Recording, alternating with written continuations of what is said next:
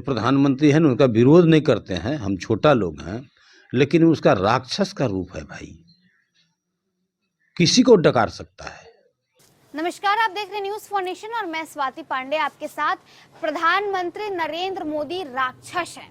ये अगर देश में एक बार फिर से आते हैं तो सबको कच्चा निगल जाएंगे। ये कहना हमारा नहीं बल्कि ये कहना है जदयू के बड़बोले विधायक गोपाल मंडल का। भागलपुर से गोपाल मंडल विधायक हैं, जदयू कोटे से आते हैं, नीतीश कुमार के बेहद ही अहम और बेहद ही खास माने जाते हैं।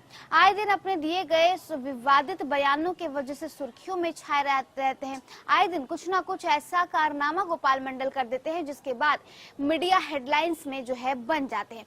अब ऐसे में एक बार फिर से गोपाल मंडल ने जहां एक तरफ इंडिया अलायंस को लेकर के उन्होंने बयानबाजी की, तो वहीं दूसरी तरफ प्रधानमंत्री नरेंद्र मोदी को लेकर के बड़ा बयान दे दिया है। आए दिन किसी न किसी पर बयान देते रहते हैं, कभी हाथ में पिस्टल लेकर के जो है लहराते हुए चले जाते हैं हॉस्पिटल में और कहते हैं कि हमारा पेंटवा फटा हुआ था, वहां से ससर गया। इतना ही नहीं, जब पत्रकार उनसे सवाल पूछते हैं तो पत्रकारों को भी गाली गलौज देने लगते हैं, उनसे भी अभद्रता पूर्वक भी जो है बर्ताव करने लगते हैं और फिर देर शाम होते होते खुद माफी भी मांगने लगते हैं। एक बार फिर से गोपाल मंडल ने बयान दे दिया है। इस बार बयान दिया है देश के प्रधानमंत्री नरेंद्र मोदी के ऊपर और कह दिया है कि प्रधानमंत्री नरेंद्र मोदी राक्षस हैं, वो सबको कच्चा निगल जाते हैं। अगर देश में एक बार फिर से आते हैं तो सबको खा जाएंगे, सबको बर्बाद कर देंगे।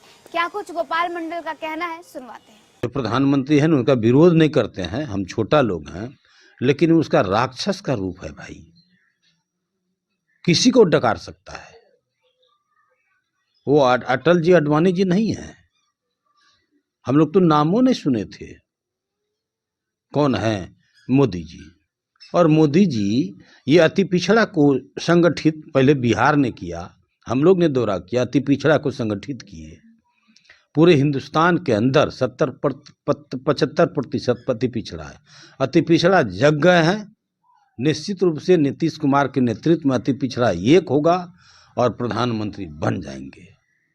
दाएं बाएं बतियाने से काम नहीं चलेगा। उस टाइम में पहली बार में बैठक में ये घोषणा कर दिए कि भाई खड़गे साहब, ठीक है खड़गे साहब का नाम आ गया। खड़गे साहब को कोई नहीं जानता है, बड़े लीडर भले जानते होंगे लेकिन बच्चा नहीं जानता है। हम तो यही कहेंगे, अगर उस टाइम में चर्चाएं चली, उससे तो अच्छा था राहुल गांधी, जिनका परंपरा आ रही है, तो राहुल गांधी को मान लेना चाहिए। अभी भी दौरा कर रहे हैं, पैदल यात्रा कर रहे हैं, सब कुछ कर रहे हैं और विदेश में पढ़े लिखे हैं, विद्वान आदमी है। भले आवाज नहीं है, गोल जो आवाज निकलना चाहिए गोल ने फट जाता है आवाज, हत्था समेटने का उनको आदत ज्यादा है, लोग हड़क जाते हैं। इसलिए कन्वेनर संयोजक मानने से नहीं काम चलेगा, ये करना जरूरी है। उनको नेता के रूप में उतारना है, उनके नेतृत्व में चुनाव लड़ेगा, नीतीश कुमार प्रधानमंत्री बन जाएंगे, इसमें दो मत नहीं है। अरे ममता बनर्जी विरोध करती, सही बात है, अब क्या कहेंगे, वो भी बड़े लीडर रह चुके, साथे रह चुके हैं ना, सरकार में साथ ही रह चुके हैं, तो साथ रहने के कारण यही बतवा है। एक जगह नजदीक होने से ये नहीं, नीतीश कुमार के हम लोग तो दूर से जानते हैं, नजदीक से भी जाने नीतीश कुमार क्या है नहीं है। भले इंसान है, सोचने वाले हैं, और वो कर्पूरी जी को मान के चलते हैं बिहार के अंदर, जयप्रकाश नारायण को मान के चलते हैं, राष्ट्रीय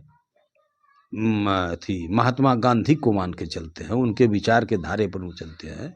इसलिए एकदम संयोजक भी बनाना चाहिए और नेता मान लेना चाहिए कि नीतीश कुमार प्रधानमंत्री बनेंगे, ये घोषणा करे, अब देश का काया पलट हो जाएगा।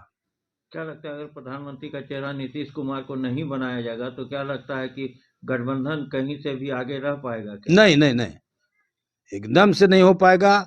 अगर नहीं बनाएगा, नेता नहीं इनको मानेगा, तो ये इंडिया गठबंधन नहीं टिकेगा भारतीय।